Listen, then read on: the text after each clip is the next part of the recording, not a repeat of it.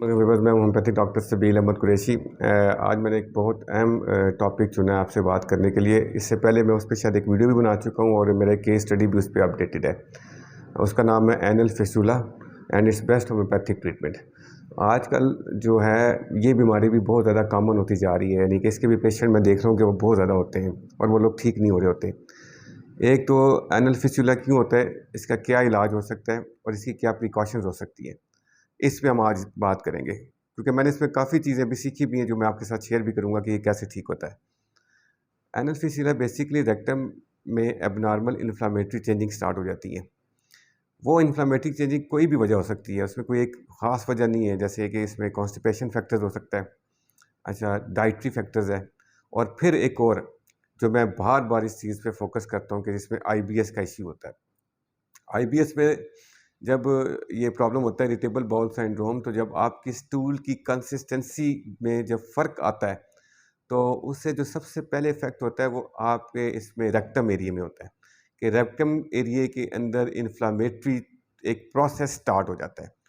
वो प्रोसेस आगे लीड करता है इंटरनल हेमोराइड्स को, एक्सटर्नल हेमोराइड्स को, अच्छा फिर एनल फिशर को, और फिर आगे जो एंड में जो चीज़ कन्वर्ट हो जाती है वो एनल फिस्टुला में कन्वर्ट हो जाती है।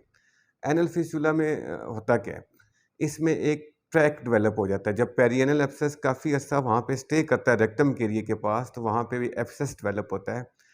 वो एब्सेस, सारी बात है, वहाँ पे स्टूल पास होता है, यानी कि डेली बेसिस पे। तो वहाँ पे स्वेलिंग हो जाती है। उस स्वेलिंग के बाद फिर जब वो स्टे, मैंने वैसे बताया कि जब वो स्टे करेगा एब्सेस, तो उसमें पस फॉर्मेशन ऑटोमेटिकली बन जाती है। तो वो जो एब्सेस है वो फट जाता है। जब वो फटता है तो उसको दो हिस्सों में कन्वर्ट हो जाता है, एक इंटरनल ओपनिंग बन जाती है और एक इसकी एक्सटर्नल ओपनिंग बन जाती है।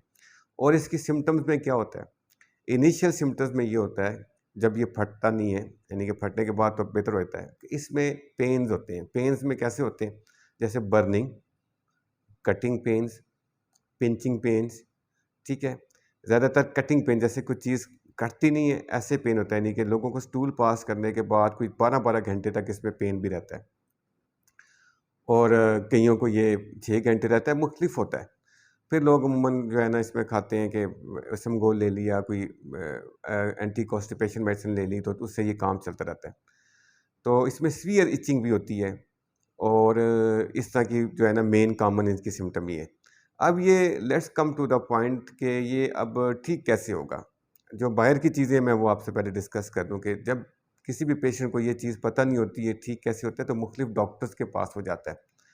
अब डॉक्टर उसको फिर जीटीएन क्रीम दे देते हैं, अच्छा एंटीबायोटिक देते हैं। एंटीबायोटिक से ये होता है कि जब उसके अंदर पस होती है वो पस ड्राई हो जाती है और पेशेंट अपने आप को कहता है कि मैं ठीक हो गया। उनको 2-4 महीने में वैसे गुजर जाते हैं।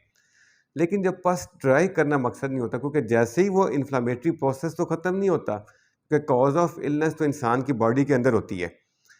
तो जिस्म ने ठीक करना होता है, दवाई ने सिर्फ सपोर्ट देनी होती है। जैसे ही वो एंटीबायोटिक खाता है वो ठीक, उसके बाद फिर वो दोबारा प्रॉब्लम ऐसे होता है। जब ये चीज़ें ठीक नहीं होती, वो जीटीएन क्रीमें भी लगाते हैं, पता नहीं और कौन कौन सी हैं।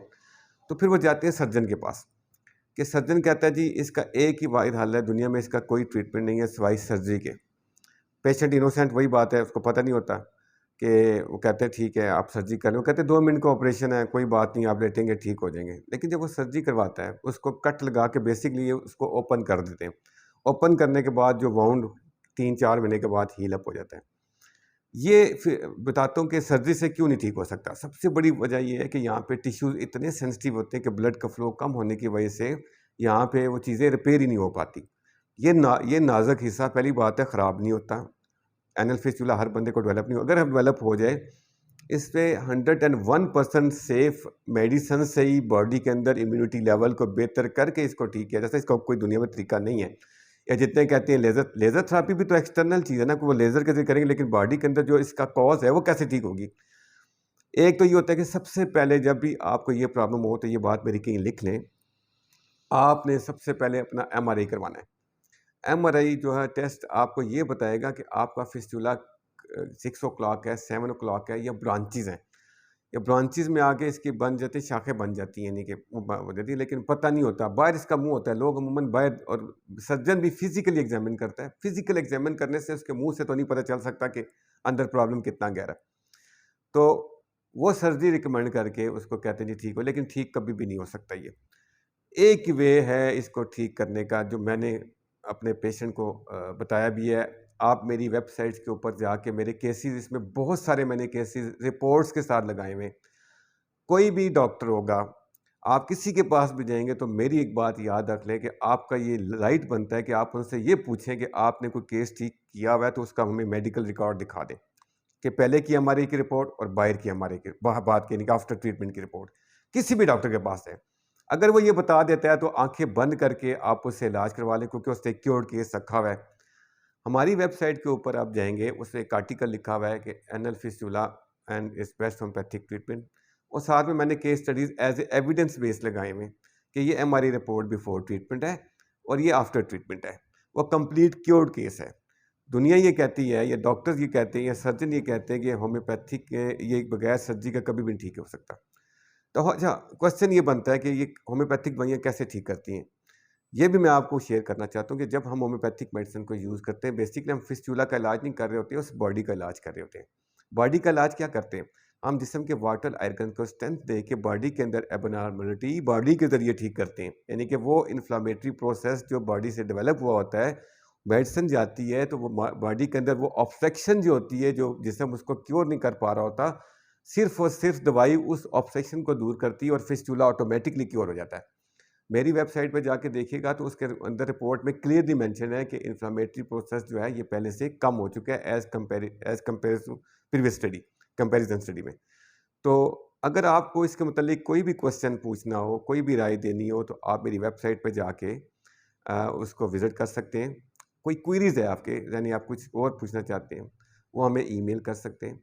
हमारा फेसबुक पेज भी जॉइन कर सकते हैं और हमारा ट्विटर पे भी है, ठीक है? तो इसमें कोई घबराने की ज़रूरत नहीं है। और दूसरी बात, डाइट मैंने एक बार फिर बताया, डाइट अपनी बेहतर कर लें, ठीक है ना? अपने यानी कि बॉडी को इरिटेबल बाउल सिंड्रोम से बचाएँगे तो आपका एनल फिस्टुला या हेमोरॉइड्स या एनल फिशर, ये सारी चीज़ें ठीक हो जाती हैं। उम्मीद है व्यूअर्स, मैंने एक छोटे से वक़्फ़े टाइम के अंदर आपको ये चीज़ एक्सप्लेन करने की कोशिश की है। आपको मेरी वीडियो पसंद आई होगी। अगले टॉपिक तक के लिए अल्लाह हाफ़िज़।